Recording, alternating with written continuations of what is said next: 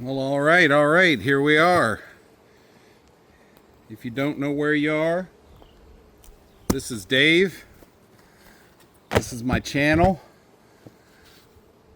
and I talk about all sorts of stuff around a homestead that could be done on a homestead that I'm trying to do in order to become a self-sufficient homestead. How's that?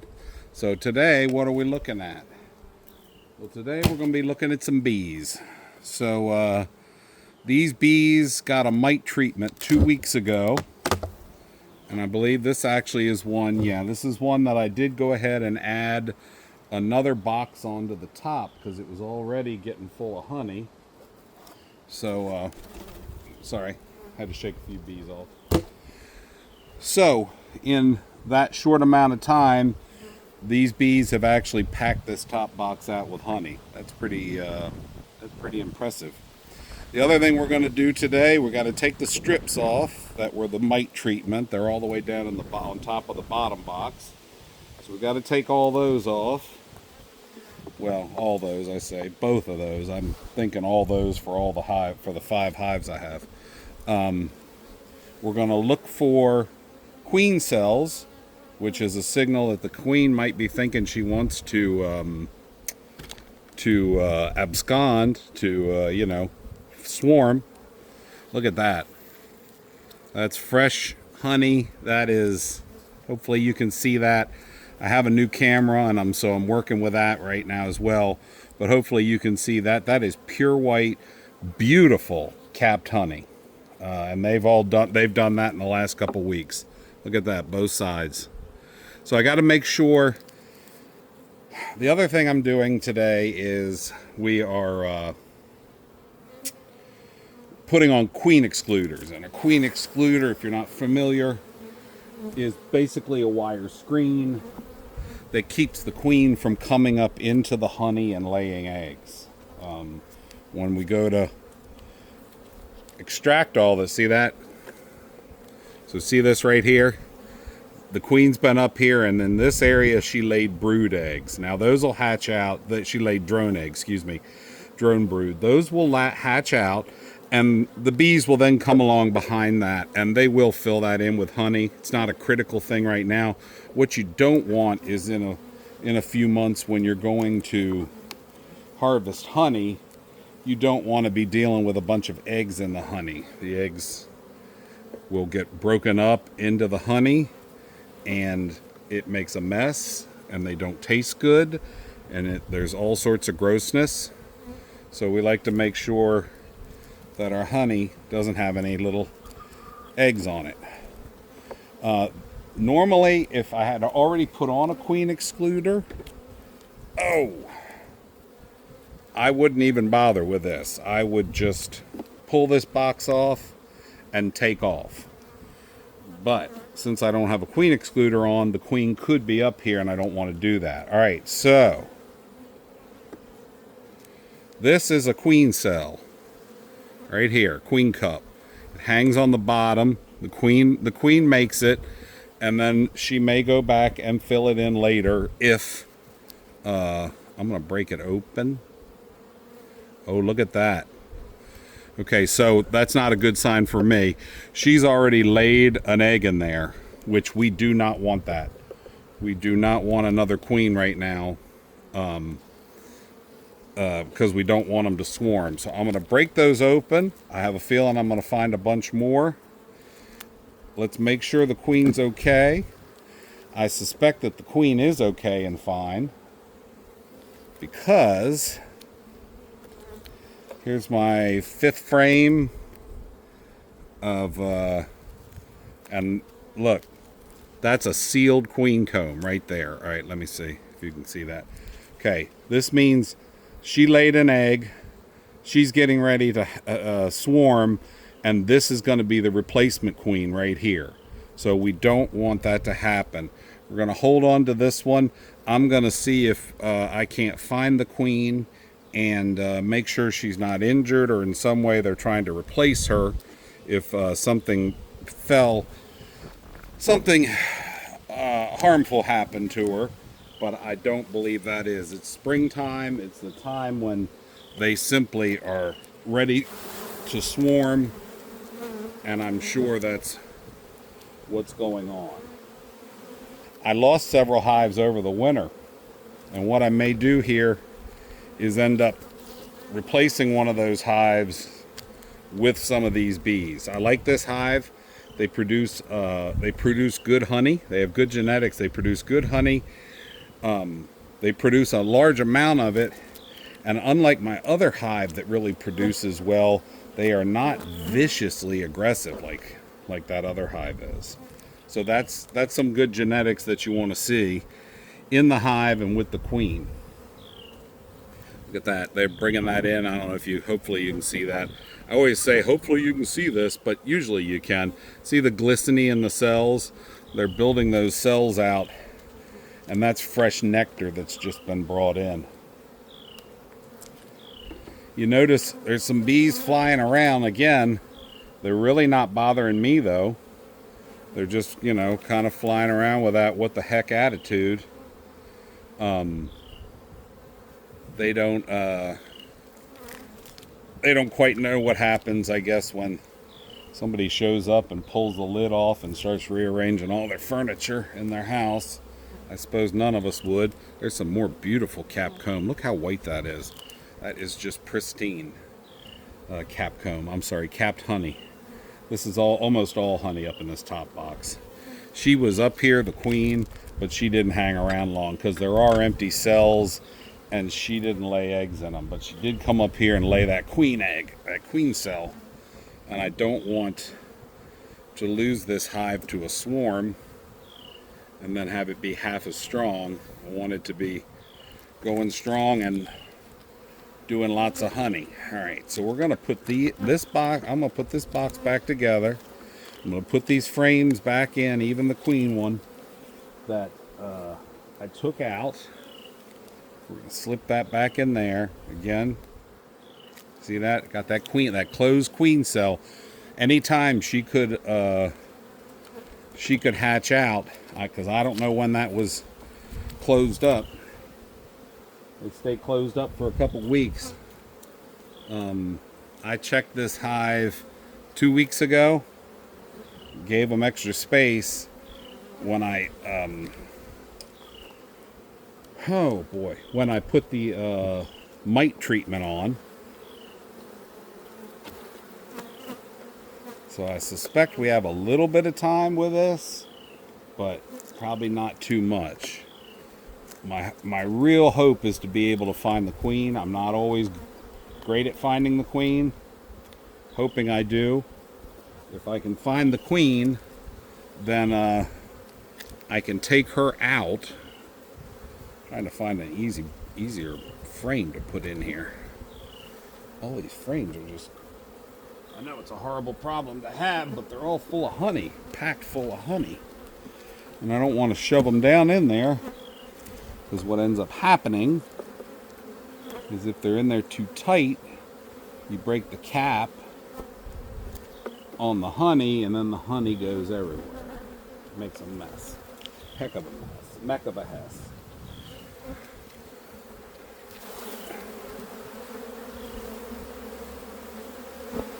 We are right now early May. We've just had the wild as well as my domesticated thornless blackberries. Wow, this thing is heavy. It is packed full of honey. Oh!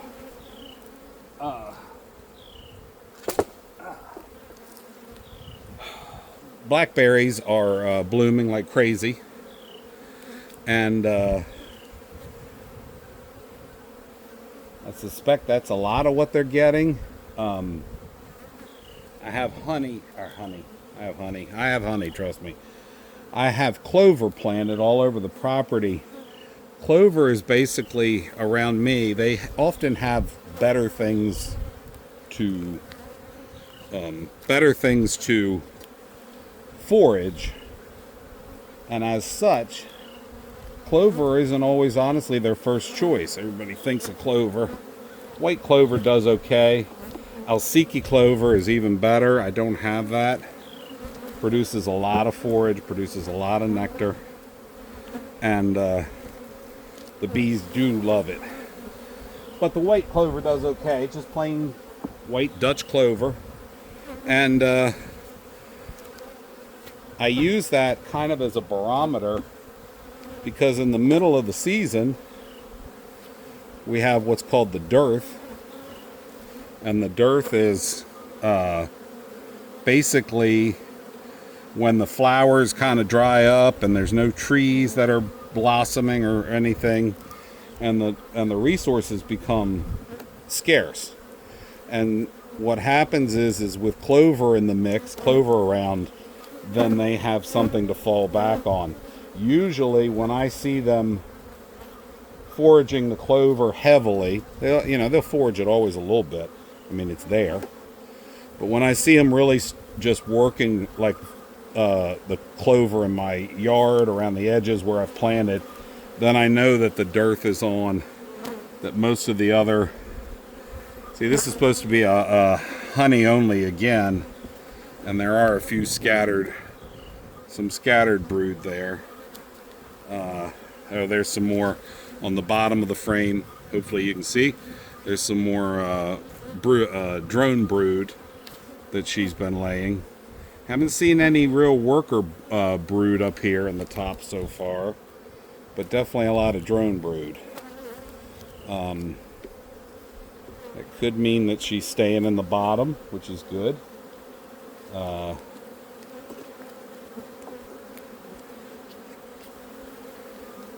Hard to say. What I do know is I gotta look at every frame though, because every frame could potentially have those queen cells. Look, there's another one. It broke off when I pulled the frame out, but that's another one of those queen cells. So she's producing quite a few. She wants to get out of here. Again, more drone brood, and this right here, where my thumb is, that's actually worker brood. So she's putting quite a few eggs up here. We want to make sure she's in the bottom, get that queen excluder in there so that she's only laying eggs in the bottom and not where I'm later going to want to be harvesting honey. I don't like putting it in too soon, because you can have a cold snap, and if the bees are in one part of the hive and the queen can't get to them, ooh, they really gum these up. If the queen's in one part of the hive and can't get to the brood, to the ball of bees that is going to keep her warm in a cold spell, she can actually perish on one side of the queen excluder while there's plenty of bees on the other. Okay, so here's another frame. This is capped brood, both drone brood and worker. I don't see her on it. Oh, there's a load of a worker brood, as well as some uncapped drone. So it's hard to tell what the... Right up here, this is capped brood. See, they've sealed it over. They've given them all the nutrients they're going to get. Then they seal it over and let the bee develop and then hatch out. Well, these up here, right up here in the corner, are uncapped brood.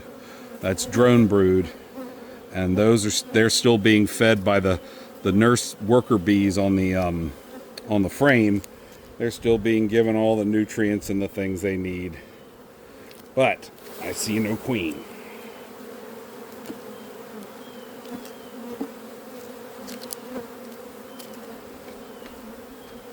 If you're wondering why I'm shaking these frames, it's because just in case I miss seeing the queen on the frame, I want her to fall down into that hive and to go down into it so that she's below the queen excluder when I put it on, and I'll show you that shortly. We're just looking at frames here. My son's gonna edit all this. Oh, there's another one with a sealed queen cup right there. See that? That's a sealed queen that'll hatch out, and when she hatches out, they're gonna swarm and leave. Other than that, I don't see a queen on here. Don't see a queen on there. That's pretty much all resources on that side. This hive has absolutely exploded. I'm guessing I'm going to see a lot more of this as I open the other hives. The weather's been good. Everything's been in bloom. So of course they're just packing the hive out as fast and as speedily as they can. Bees just have a one-track mind, and that is to produce, and that is to generate resources. Hopefully we help, as beekeepers, we help that. We don't hinder that. There are things I believe we do that hinder. I wish that our boxes had more insulation, so they didn't have to work quite so hard in the winter to stay warm. Here's a frame they haven't drawn out yet. See, it's just a flat sheet, and I'm going to shake these off so you can see a little. Hopefully, you can see they've drawn out a little bit in the middle there. It's kind of got a hump and it's more white, and they basically work that wax and they pull it. They work that wax and they just pull it right out to make these cells, and then into the cells go either eggs or resources, honey and pollen, depending on what the bees need.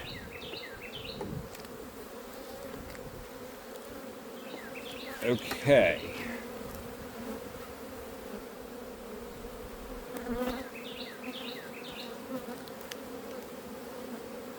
Do you see the queen? Because I don't. There's a newly hatched. See how dusky looking that bee is right there? That's a drone. He's newly hatched. I don't know where he came from, not off this frame, because this frame is just honey and nectar. But all right, last frame for this box. Oh. Okay, so we're looking here. Another honey and nectar frame, resource frame they call it. Queens aren't usually on those, but we'd like to give them a cursory check. You never know, and I want to look on the bottoms of them all anyway, because I want to make sure there aren't any more of those queen cells. Those queen cells can hurt you in that they can create a swarm, and when the bees swarm, you lose a third or a half your hive. Then they suddenly don't have the means by which to do what they should be doing. So the goal is to manage them so that they're constantly, see this, these are all drone brood that was on the bottom of those last frames, and it was wedged in there, so when we pull the frames out, it destroys the brood.